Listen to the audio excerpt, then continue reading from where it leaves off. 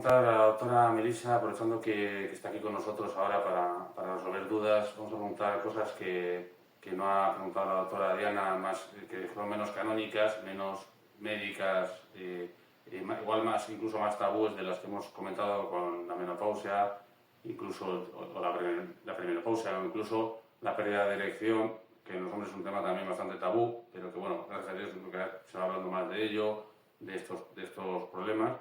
Sí, hay menos tabúes que antes, pero todavía hay ciertos problemas que yo creo que todavía no han calado en lo que es la formación de la gente, por lo menos en España. No sé cómo están en otros países, pero aquí sí que me doy cuenta de que falta mucha formación en sexología en general.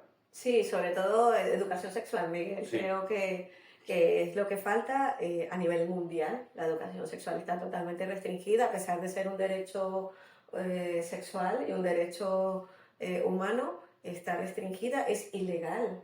El no dejar que nuestros hijos en el colegio vayan a las charlas y a las formaciones de educación sexual que se organizan, pero todavía hay padres que siguen restringiendo el acudir, ¿no?, de sus hijos a estas charlas por miedo, por mitos, sobre todo pensando de que los adoctrinamos. Hay gente que piensa que una charla de educación sexual va a hacer que seas gay o que inicies relaciones sexuales precozmente o que tengas conductas irresponsables, y realmente todo lo contrario, ¿no? La educación sexual, sí, como adultos que tampoco hemos recibido una educación sexual, a veces la vemos como negativa, pero realmente tiene un impacto totalmente diferente, súper positivo. De por sí hay estudios que han demostrado que todos los niños que han recibido una educación sexual media, sobre todo a nivel de colegio, porque en casa muchas veces esto no se habla, postergan, retardan el inicio de su primera relación sexual,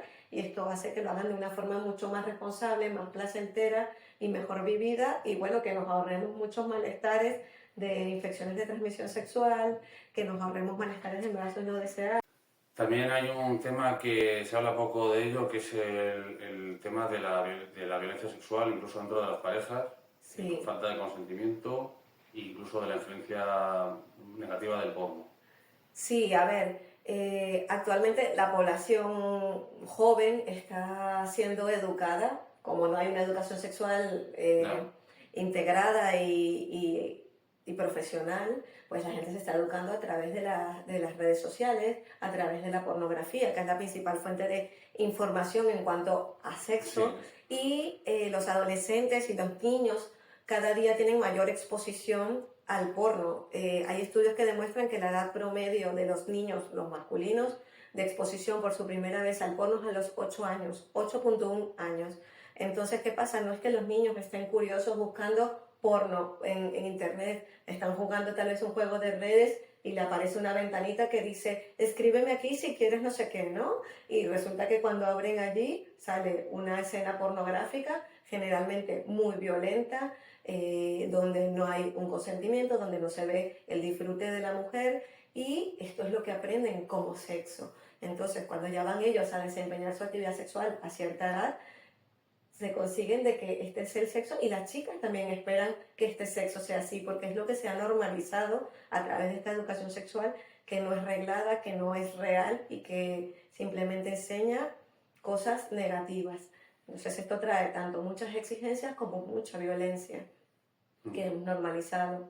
claro. Y luego, ¿crees que eso se puede evitar con tus asesorías, por ejemplo? Que la gente, igual, yo me pongo en el papel de padres que tienen hijos ya en edad adolescente o casi adolescente y que igual les da pudor hablar con sus hijos o no saben muy bien cómo enfocar el tema.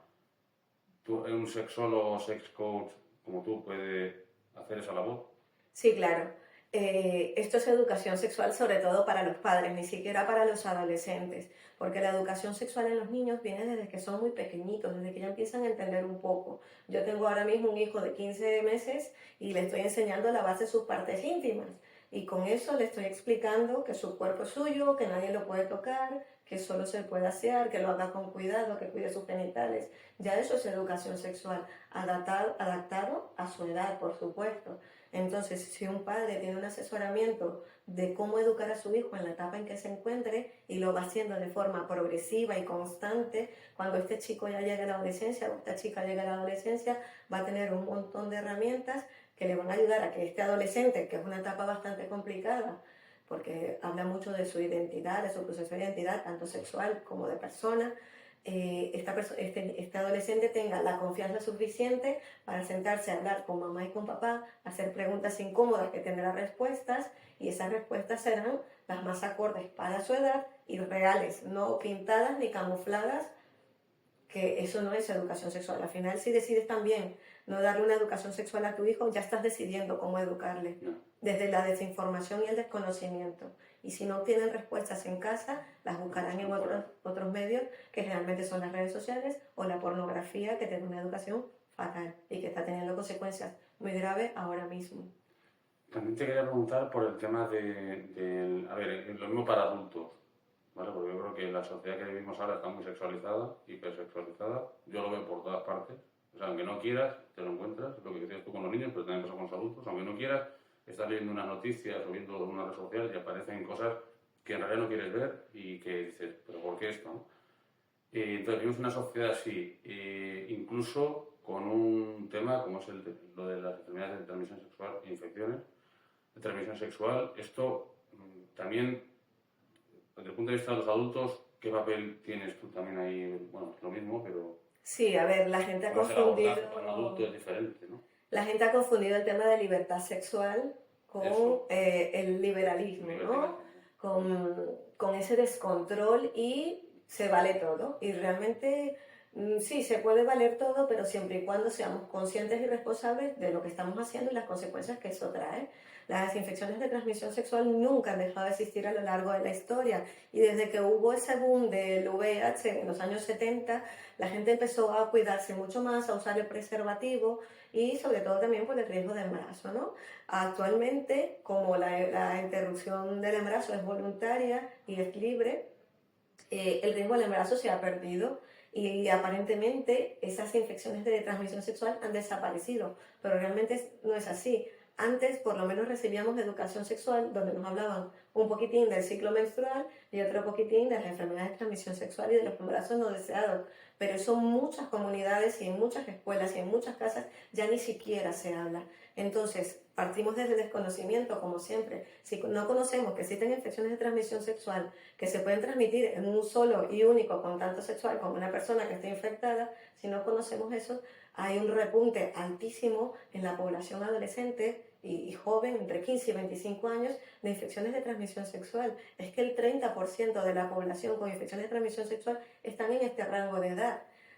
Otra cosa que parece controvertida, porque la gente piensa que no es así, el otro repunte de enfermedades de transmisión sexual son en las personas que están en un rango entre los 50 y 60 años, porque generalmente es el momento en que llega la menopausia, disminuye muchísimo, dejamos de menstruar, disminuye el riesgo de embarazos no deseados y viene ese libertinaje no responsable de la sexualidad, ¿no? No es con cuántas personas me acuesto o tengo relaciones sexuales, sino con estas personas, cómo me cuido a mí, cómo cuido a la persona, comparto mi intimidad para tener un encuentro sexual placentero y saludable, que no contraigas enfermedades ni complicaciones mayores.